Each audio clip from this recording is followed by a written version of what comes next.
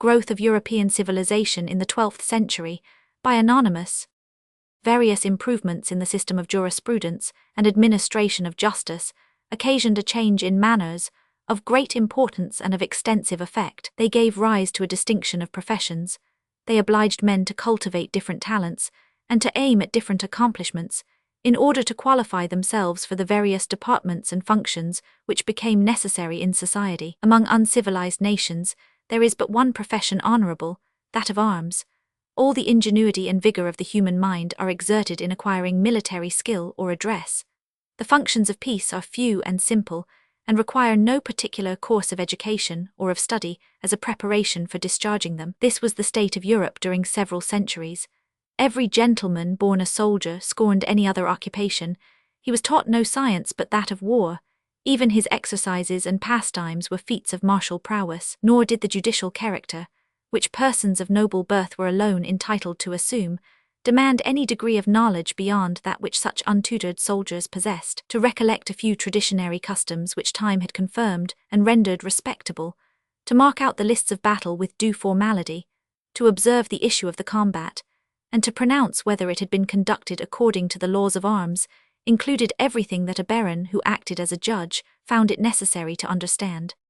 But when the forms of legal proceedings were fixed, when the rules of decision were committed to writing, and collected into a body, law became a science, the knowledge of which required a regular course of study, together with long attention to the practice of courts. Martial and illiterate nobles had neither leisure nor inclination to undertake a task so laborious, as well as so foreign from all the occupations which they deemed entertaining or suitable to their rank.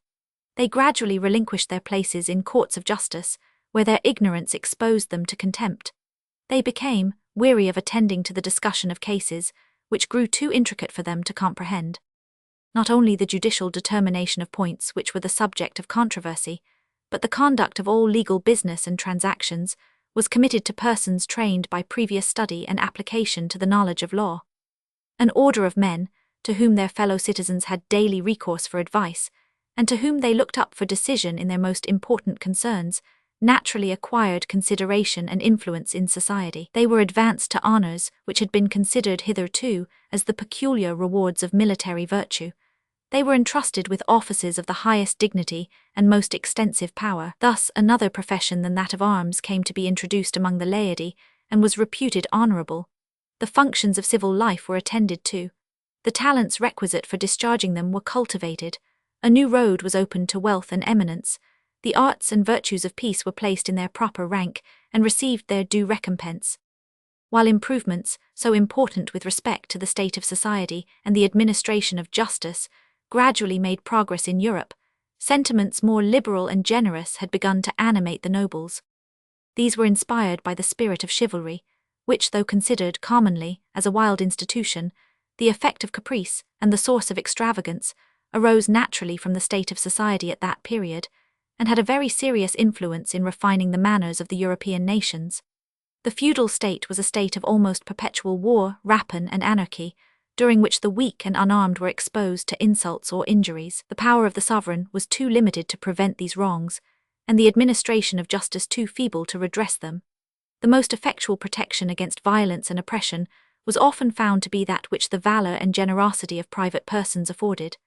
The same spirit of enterprise which had prompted so many gentlemen to take arms in defense of the oppressed pilgrims in Palestine incited others to declare themselves the patrons and avengers of injured innocents at home. When the final reduction of the Holy Land under the dominion of infidels put an end to these foreign expeditions, the latter was the only employment left for the activity and courage of adventurers.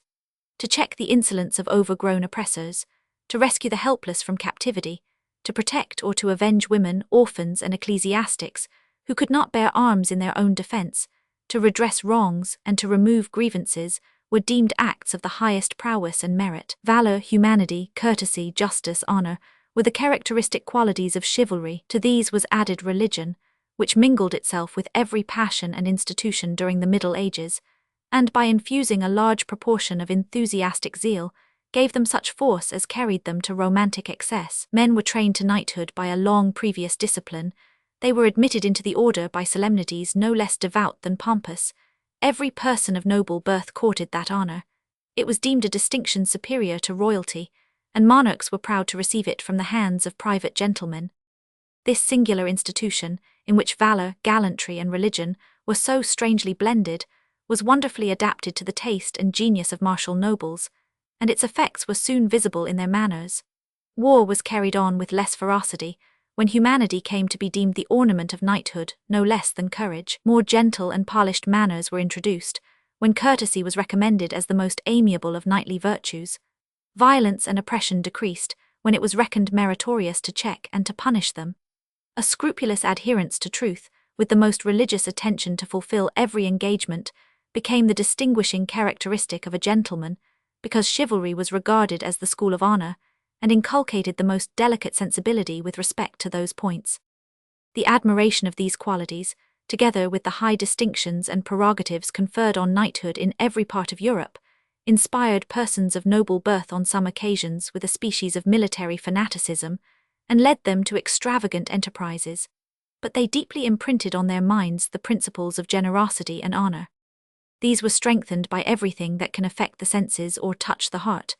The wild exploits of those romantic knights who sallied forth in quest of adventures are well known, and have been treated with proper ridicule. The political and permanent effects of the spirit of chivalry have been less observed. Perhaps the humanity which accompanies all the operations of war, the refinements of gallantry, and the point of honor, the three chief circumstances which distinguished modern from ancient manners, may be ascribed in a great measure to this institution, which has appeared whimsical to superficial observers, but by its effects has proved of great benefit to mankind.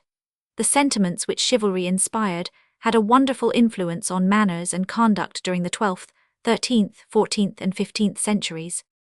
They were so deeply rooted that they continued to operate after the vigor and reputation of the institution itself began to decline.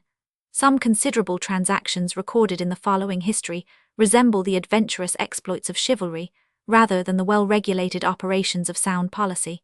Some of the most eminent personages, whose characters will be delineated, were strongly tinctured with this romantic spirit.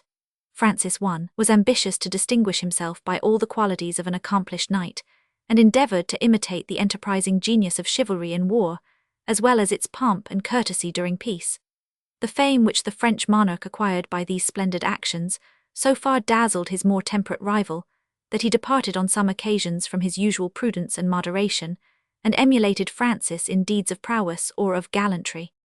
The progress of science and the cultivation of literature had considerable effect in changing the manners of the European nations, and introducing that civility and refinement by which they are now distinguished. At the time when their empire was overturned, the Romans, though they had lost that correct taste which has rendered the productions of their ancestors standards of excellence, and models of imitation for succeeding ages, still preserved their love of letters, and cultivated the arts with great ardor.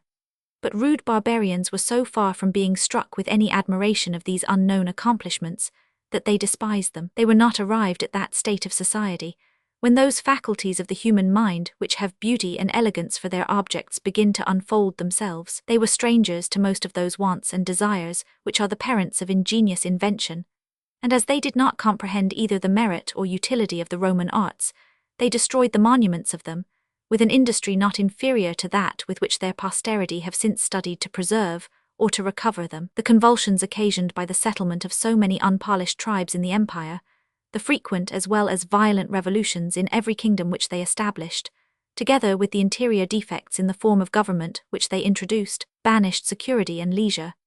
They prevented the growth of taste or the culture of science, and kept Europe, during several centuries, in that state of ignorance which has been already described. But the events and institutions which I have enumerated produced great alterations in society. As soon as their operation, in restoring liberty and independence to one part of the community, began to be felt, as soon as they began to communicate to all the members of society some taste of the advantages arising from commerce, from public order, and from personal security, the human mind became conscious of powers which it did not formerly perceive, and fond of occupations or pursuits of which it was formerly incapable.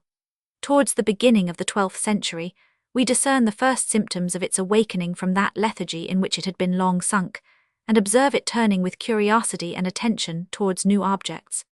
Notes: Francis I, 1494–1547, King of France, the contemporary of Henry VIII, and of Charles V, Emperor of the Holy Roman Empire, the constant rivalry and ever-recurring wars between Francis and the latter occupy a great part of European history during the first half of the 16th century.